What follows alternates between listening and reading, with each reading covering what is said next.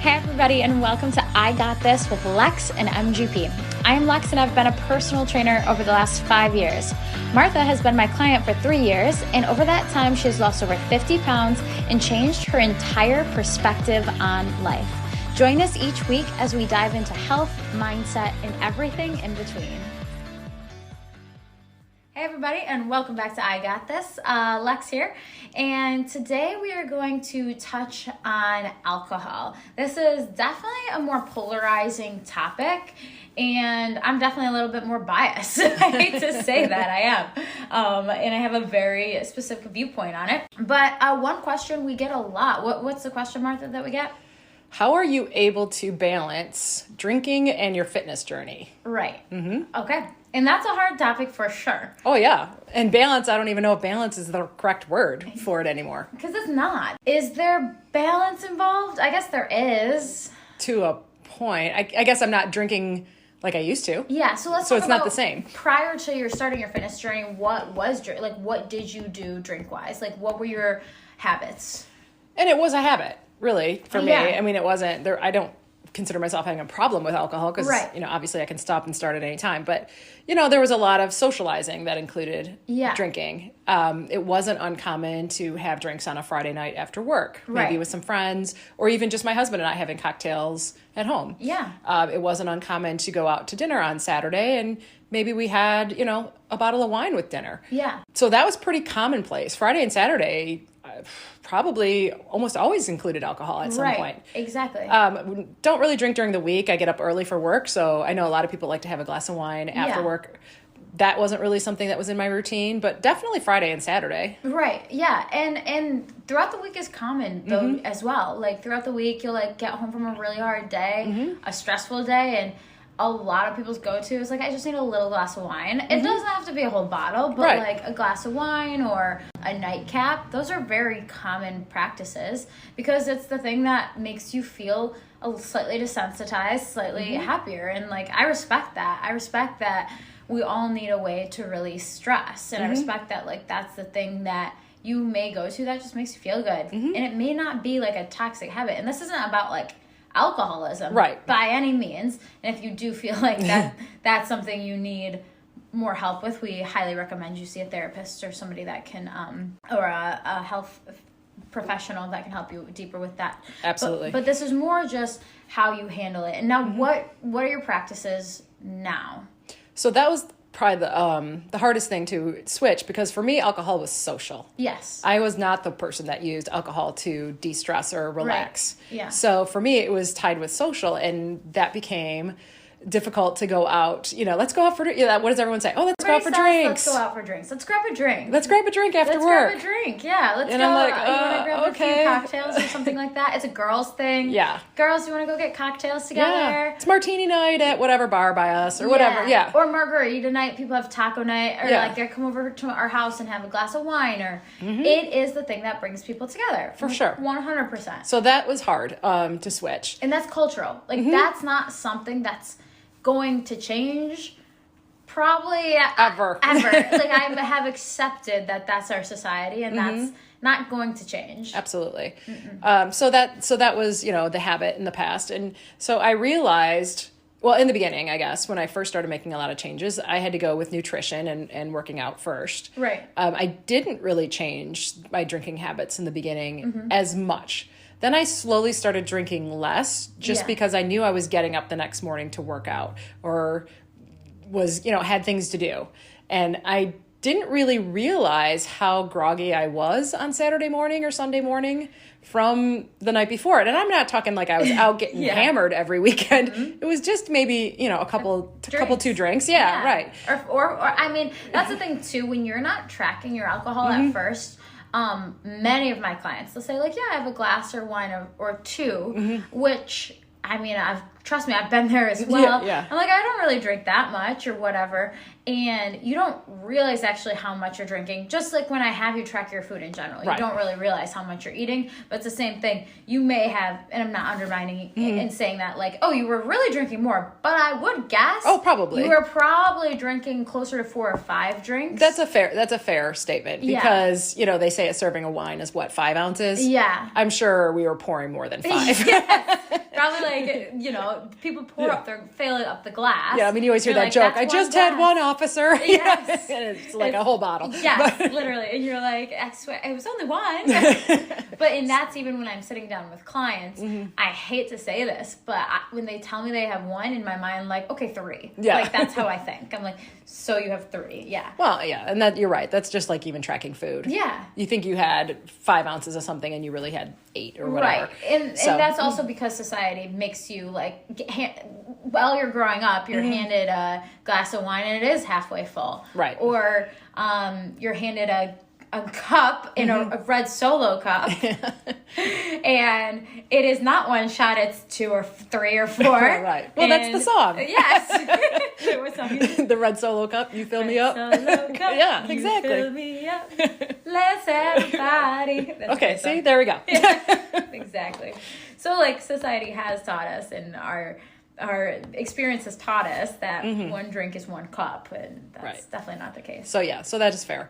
And so that's kind of when I started scaling back, I guess, but never, like, really gave it up. Right. And then it was in October. I do remember this. So the year I started training, and it wasn't with you yet, I'd started training in January, and it was October. Okay. And... well, actually, in September, I had gone to a college reunion. So you can imagine what went there. Yes, 100%. It was at Michigan State. It was a sorority reunion. Yeah. Yeah. So anyway, we don't need to get into the particulars. Trust me, I know. That was, when I think of my drinking experience, when I was drinking, mostly it was at Michigan State, and we all drink in college. It was a very unhealthy time, and I look back at these pictures of me at that time, and it's shocking what I look like. Do you ever look at pictures from college and you're like, wait, it wasn't because I was like eating bad, and yeah, I wasn't eating great, but it's because I drank almost 7 days a week, and it was such like that was the culture, right? Oh, that was the norm. Yes, that was the norm. And I didn't drink 7 days a week, so I know. More power to you. No, I did. I feel like I look back at that time in my life and I think, oh my God, that was severely unhealthy. I mean, weekends did start on Thursday. Yeah. For sure. No, for me, Wednesday or Tuesday, because Rick's was Tuesday night, and then there was that. Yeah, and then Rama was on Thursday, and Wednesday was like every there was something night. every day, yeah. And then if you were super social, like I feel like Monday was a day off. Yes, you're right. So let me rephrase. It was 6 days a week, but I do think, and we were there at 2 different time periods. And exactly. Yeah. So it's still the same way. But and then after you leave that, there are years where that's still common practice, and you don't understand that that's not normal. I think that definitely took me a year to kind of get out of that.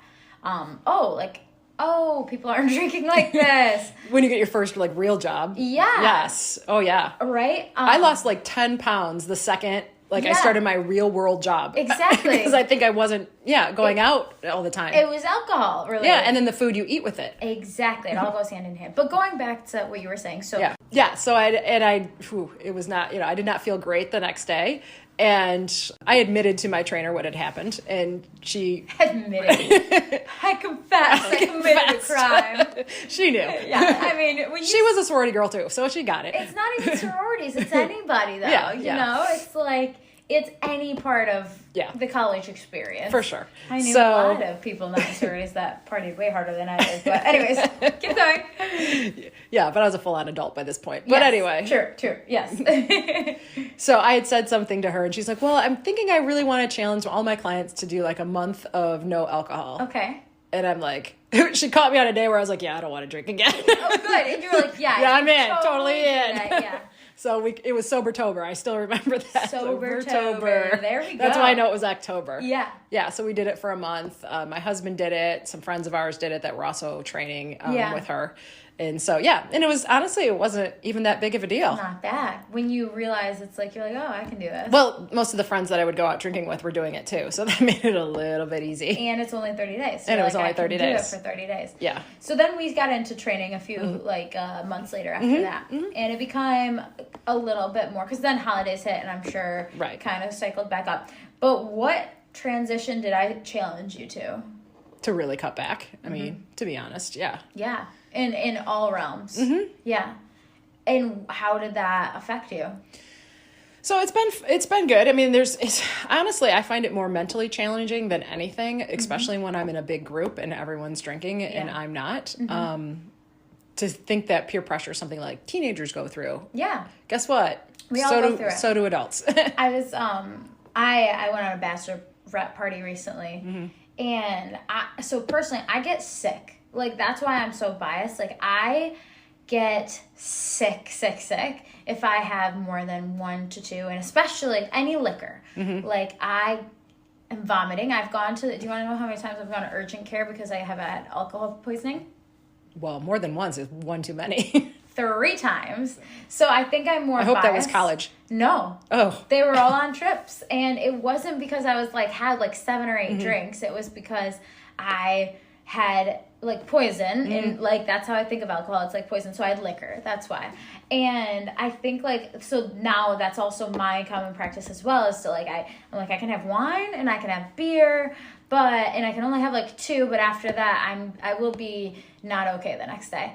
And I think really cutting it out and changing your habits and really cutting down is 100% figuring out how to approach it socially.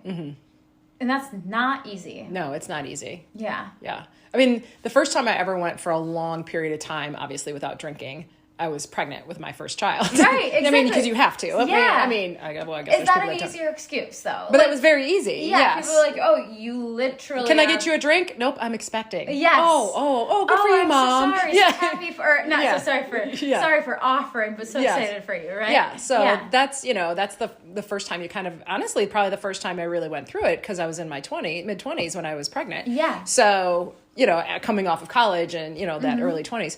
So that was the first time. And then, of course, again, with the second child. Yes. And you're still not drinking when you're nursing. Yes. So that's a couple years at a stint, each time. So that's a big chunk. So you're definitely aware that it's possible. You're aware that, you have to do it at points in your life. But it was easy because you had the easy excuse. Exactly. You had the baby, you want to drink? Oh, I'm still nursing. Right. Oh, okay. Yeah.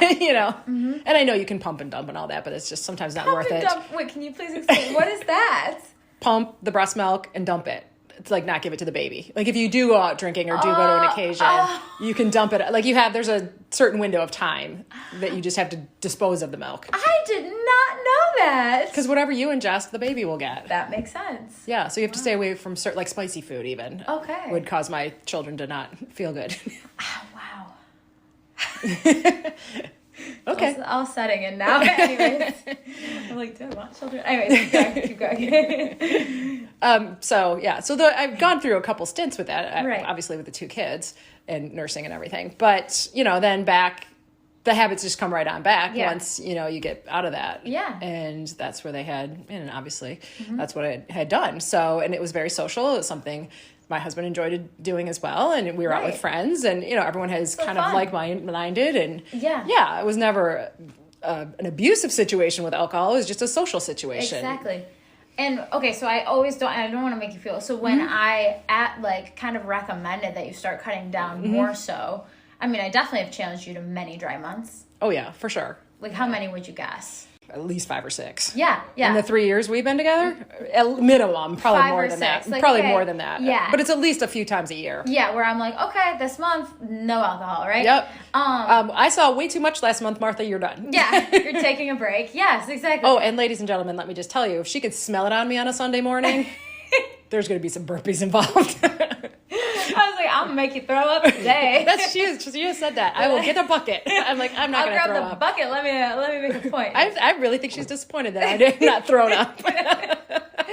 Every now and then. I'm damn, I should have made that. The last time that happened, I think you were making me sprint on a treadmill. Oh, I missed that treadmill. It was that tread pushing one. Skill mill. Yeah, that one. They were fabulous. It was a self-powered treadmill. But okay, so what, since truly cutting down, so habitually now, I know you're probably at if you're going to drink, you're going to go 1 to 2.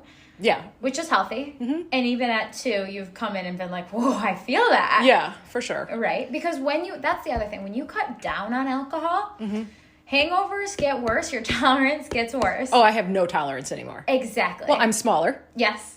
Yeah. One. Body fat percentage is down, so you're not going to be able to process it. I'm not eating as much. Yep. And my tolerance is gone. Exactly. I do feel, I hate to say this, but I have honestly accidentally felt bad because I'll have like young clients and I'll say, okay, I want you to, not drink for this amount of time. And they'll do it because the coach challenged them to do it. And then they're like, I can't drink anymore. And in my mind, I'm like, ha-ha. Yeah. Oh, you don't even pretend. I know. I'm like, no, you cannot. How many times have I come in and said, you ruined me? Yes, so many times. And you're like, sorry, not sorry. I'm not sorry at all. You're welcome. But I am probably more biased where I just think that you're so much better off really limiting it. But let's go back. I'm sorry. Yeah. There is a healthy balance. I think my approach is much scarier, and it is not the way that you have to look at alcohol. So you'll drink 1 to 2 every now and then. Yeah, I usually limit myself to maybe once, twice a month. Okay, good. Maybe. And that's healthy. If even not always. I mean, sometimes I can go 6-8 weeks. Right. Yes. And then it might be 2 weekends in a row because maybe we had weddings or something. Right. Or you have an event or a date night or this or that planned. The big cutout for me, to be honest, is we were in the habit, my husband and I, of having maybe cocktails on Friday night, just when it was just the two of us at home. Yeah. And I'm not talking like a special occasion or anything, like just we're watching TV, not like, No, you're just hanging out. He's like, hey, I'll make a drink. Okay, whatever, Cool, yeah. Yeah. And then the next day I'm like, what? So that's gone. It's rare that I'm just having a drink. I think those are truly the easiest to start to cut out. It's okay. Normally my go-to is a cocktail in the evening when I'm trying to decompress or have time with my significant other or whatever it may be. Right. And I do believe substituting those, there's no societal pressure. Your only mental pressure on yourself. And then I think substituting, I am big on mocktails. I'm big on like things that taste good. So I have like these sodas, they're called Olipop. So like I haven't tried those. I've heard that those are good. Oh, they are amazing. Okay. And they have like probiotics in them. I'll put it on the list. Yeah, put it on the list. I have a few of them that I like. So, or tea, whatever. You don't have to remove the thing that makes you feel comforting. What you should do is replace it.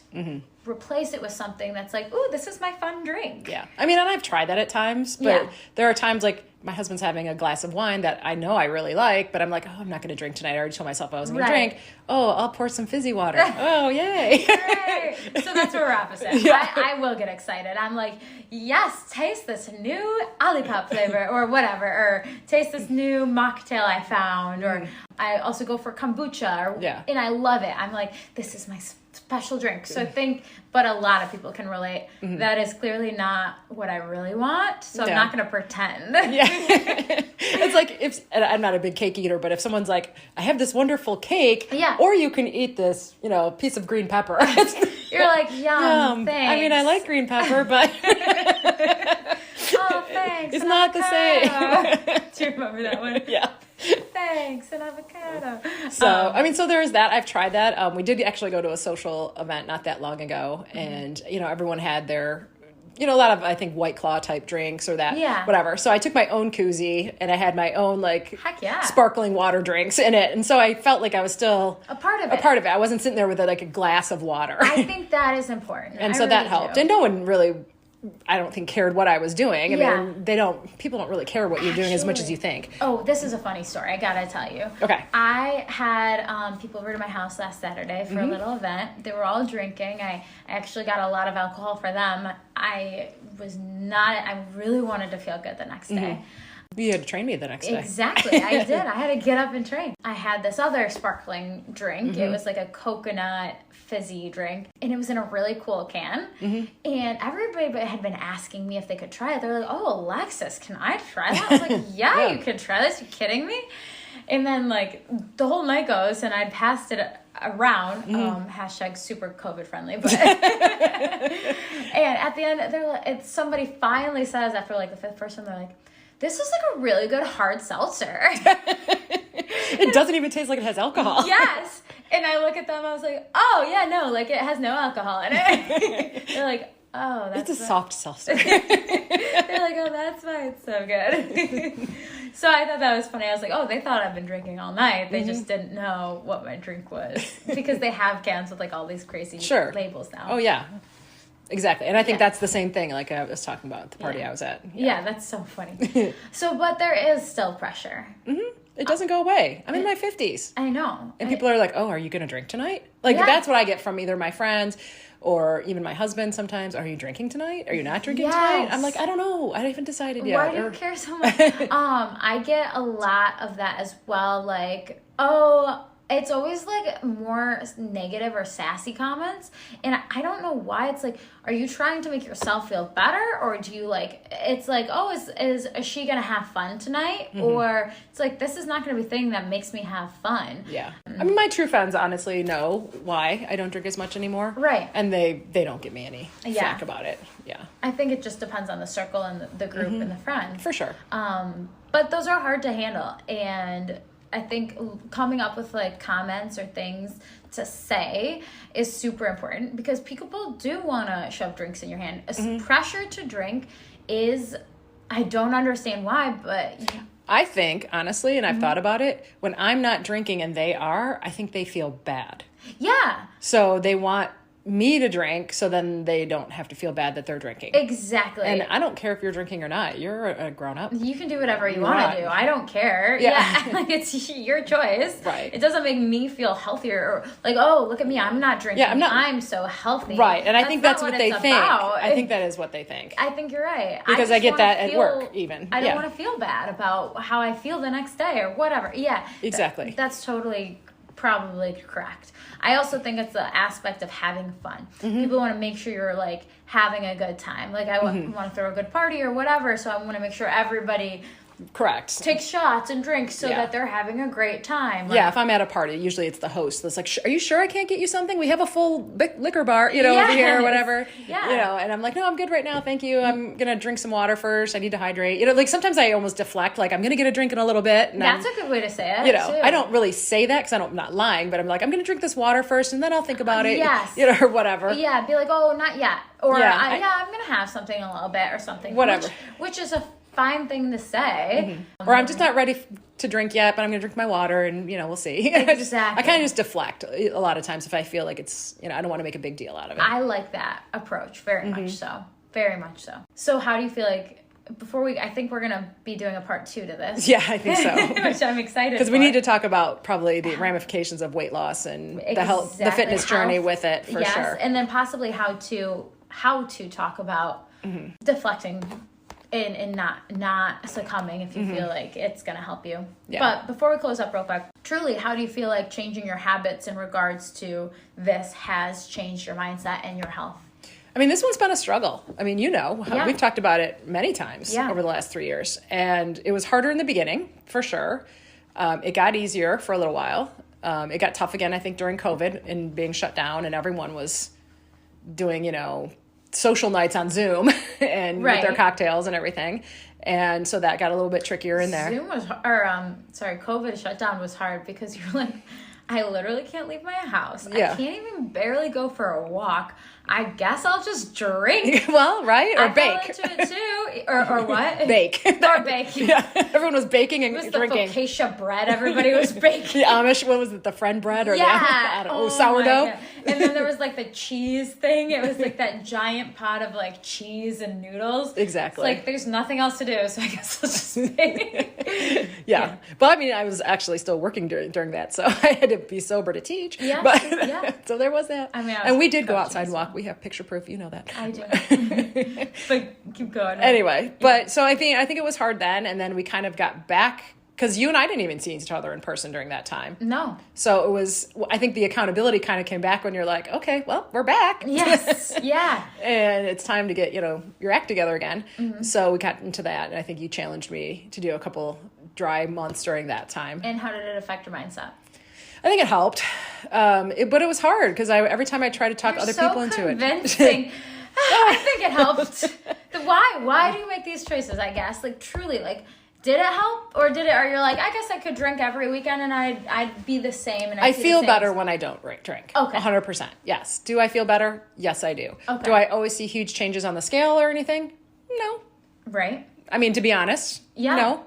because I lost probably the first 25, 30 pounds drinking. Yeah, which is fine. But I was doing other habits were changing. Right. That one was probably one of the last ones to change. Yeah. So if I went back to drinking like I used to, would I probably gain a lot of weight? Probably. So 100%. Because I certainly wouldn't be able to crawl out of bed and work out now as hard as I do. Exactly. So there's that. Yeah. But it's that's why sometimes I question you on it, because I'm like, okay, I didn't drink for a month, nothing happened. I know, and that's why I'm less that's why I'm more lenient now. I'm like, oh yeah, have a few drinks, I don't really care. But I don't believe that drinking 4 days a week, whatever. Right. I do think, number one, people who say they feel fine the next day are lying. I'm sorry. I think it's their normal. It's their normal. Their No, baseline. I really thought that too, to be honest, because I just was always kind of groggy on Saturday morning if we'd had a couple of drinks, but I never was like hungover. I didn't have like headache or feel sick or any of those classic hangover symptoms. Right. I just was always like a little tired, and I'm like, wow, I guess I didn't sleep that great last night. I slept in. Because alcohol affects your sleep. Well, right? and I realize that now when I don't drink on Friday night, how good I feel on Saturday morning. Right. It's a totally different ballgame. Exactly. Yeah. Yeah. So I know, and I'm going to keep saying this. I know I'm biased. I know I think that alcohol is like not, but it also affects like your habits. If you're continuously doing something that negatively affects your body and your mind, then your habits, it's going to mess up your will, your strong will. But when you choose to make a decision that is difficult for your own health and wellness, you're going to be able to make more hard decisions. Correct. It's like the muscle it's like building a muscle, your discipline muscle, right? And that's a whole thing for me. Discipline Yes. has become a huge factor in my whole thing. Exactly.